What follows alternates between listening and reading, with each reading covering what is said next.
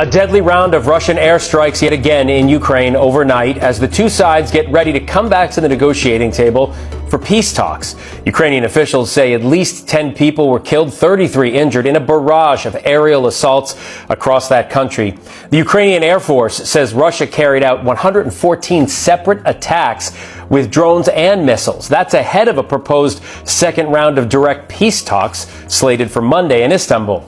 Russian officials haven't revealed their terms for a potential deal, but did tell the UN Friday that a simple ceasefire isn't enough to end the war. Foreign correspondent Marcus Moore is following the story for us from London. Marcus, what more do we know about these latest Russian airstrikes in Ukraine? They seems to be a big round as far as they go. Yeah, it's good to be with you again, Phil. These strikes were reported Friday and today across Ukraine, and so this very much remains a volatile time for innocent civilians caught in the middle of this war. Ukraine says these airstrikes were focused in Zaporizhia, the Zaporizhia region, which is in the central part of Ukraine, as well as Kharkiv and Sumy in the north and Donetsk in the east. So various parts of Ukraine under fire today, Phil. These airstrikes continuing despite these looming talks that are expected on Monday.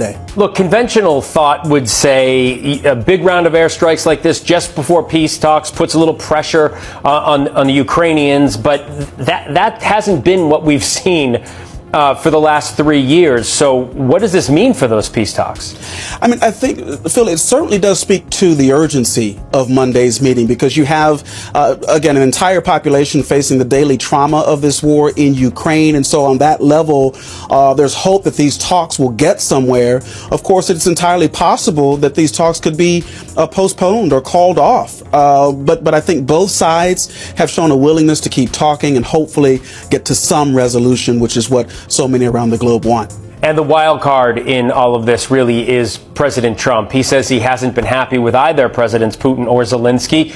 What more can the Trump administration do to move the needle here? He was pretty confident before he came into office that he could take care of this. He's been confident the whole time, and yet the war's still going on. Yeah, I was going to say, Phil, we have to remember President Trump campaigned on ending this war swiftly, and that has not happened. So clearly this has shown to be a very difficult situation to resolve.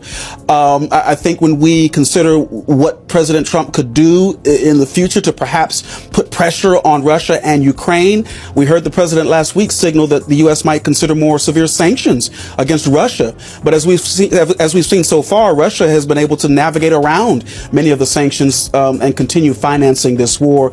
And at the same time, Phil, Ukraine hopes that the U.S. will continue to provide some support militarily.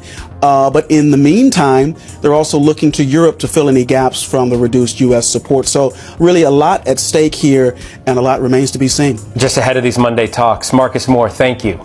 The Ukrainian Air Force said that Russia had carried out 114 aerial attacks on Ukraine overnight with drones and missiles. At least 10 people were killed and 33. Others were injured across Ukraine as a result of Russia's aerial attacks, as well as from laser-guided bombs, artillery, and smaller drone strikes, according to regional and local authorities. Like and subscribe for more. Thanks.